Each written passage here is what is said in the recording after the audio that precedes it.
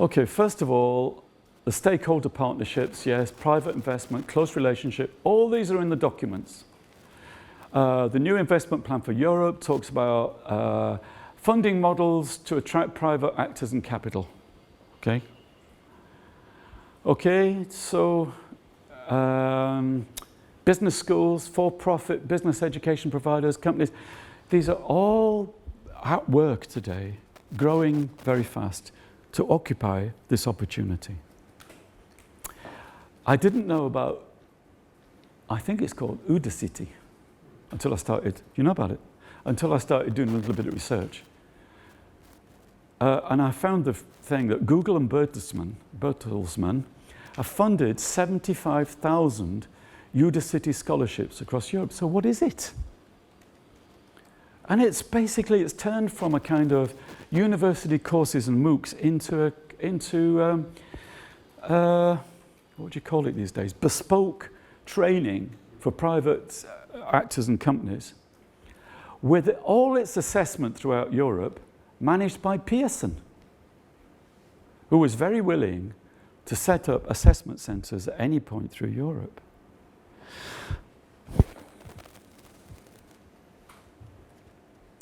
So I don't think I should stress this again too much, but obviously if private actors are working on this scale, they are providing solutions to European problems, but the knowledge and the power that they have associated with this is not flowing back into the public. It's as if it's a separated, bounded activity, which doesn't connect. It's a Lego piece all on its own, Udacity. I can't find exactly. It delivers, but what does it produce in terms of knowledge? What does it know? What does it know about us? What does it know about Europe? Okay, so Pearson then, who I used to just think of as the people who published Penguin books and some textbooks for schools, is now the world's largest education firm. It started with using the market opportunities of English school life. It's now very much involved in American education. And Diane Ravitch, who you may not know that name, but was one of the most conservative commentators in history of education in America, conservative, was now saying, this is acting like a quasi-government agency. But it's a business, it just sells and produces things. Does it have conflict of interests? Is it just able to, like a Volkswagen dealership, just sell and move on? Is it acting in the best interests of students of the nation of business? Pearson has pulled together something called a learning curve to talk about the productivity of numbers to influence policy decisions. It's like a big database, basically. And it's built it up from data sets drawn from around the globe. I don't know of a world agency that can do that, not even OECD. I certainly know the European Union could only do that if it bought it from them. So it's now got global index of education performance, correlations between inputs, outputs, all the usual stuff. Schleicher gone mad. So, but it's a private company. It's not even a privately supported world agency like OECD. So my question is increasingly, and I'm going to pass it to you soon, who has education data? Who owns it? The Centre for Social Markets in the UK, actually this guy is an industrialist from India, but he wrote this paper for it. He's actually saying, well, in the recent past, we saw the private sector as needing to be as a regulated sector, but now we see, or I don't know who we is exactly, legislators and policymakers, we see it as a catalyst for the future that we want. So I might have seen parallel worlds once between education and business, but what is suggested here is that business is the catalyst to create our education future, basically.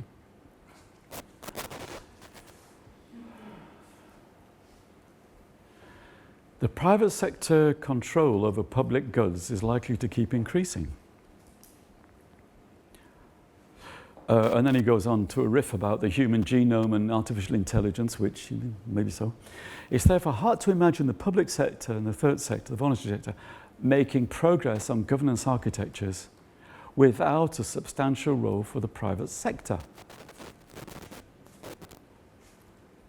I'm not sure my position here is to argue against this.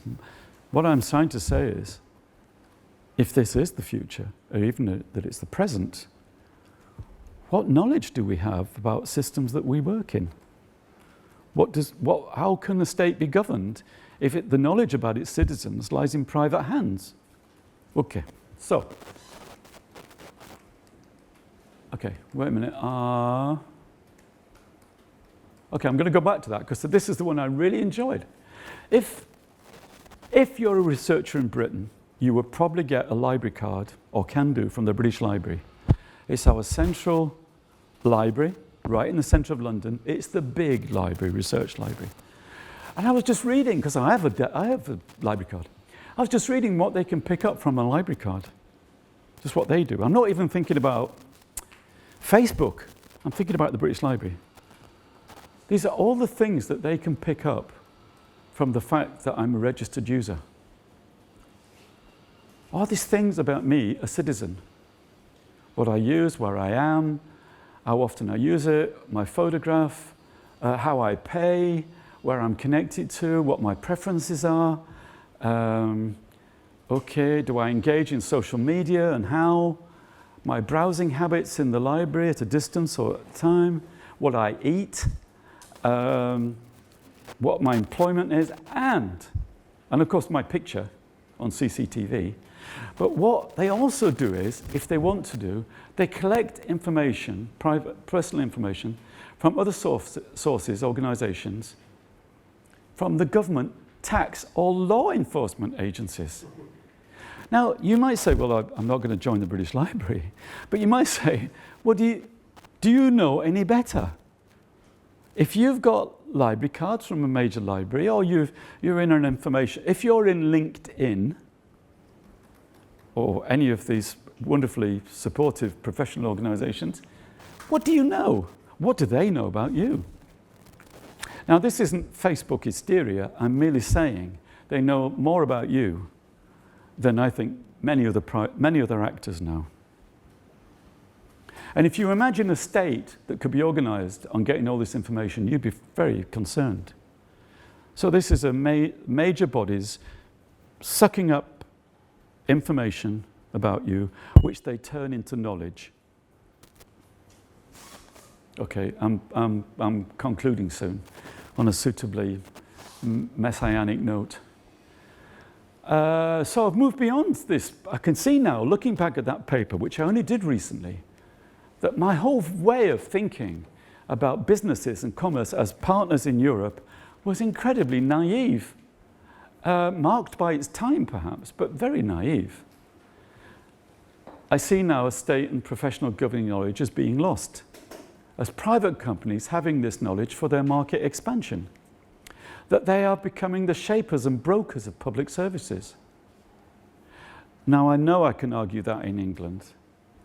I can argue it in Sweden. I just don't know enough about how I can argue it across other states. Knowledge companies, which are still called the Big Five or the Big Four audit companies, you know, Deloitte, McKinsey, KPMG, not Arthur Andersen, Ernst & Young, and so forth. These are the people now that not only are picking up information in the system, but use it to sell consultancies and get contracts back from the field that they are auditing. It's a perfect circle. And I would have said all that, you know, tough on business, but it's not business now because the business is education. We are the business. They are the most powerful group. I was lucky to meet a guy on holiday who works for McKinsey as a health expert. And what he meant by a health expert was preparing national systems for privatization.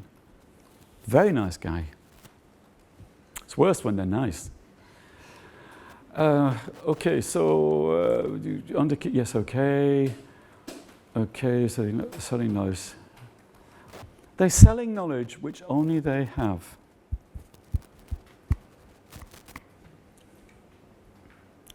So the private networks simultaneously selling and constructing Europe, membership drawn from private companies, regulation and evaluation bodies, government departments, universities. When I've advised students to study policy and education, certainly in my own country, and I would say in Brussels as well, you tend to think of things as separated units. So you'd say, well, this person works for McKinsey, or this person works for a hospital. What you also got to look is career. If they have to have a good career today, they have to have a mix of the public and private. So they're, as managers, as experts, so you see that their career starts maybe in public, goes into private, goes back again, or the other way around. They're actually private, as we have, private, governmental, public. Private, governmental, and back to private.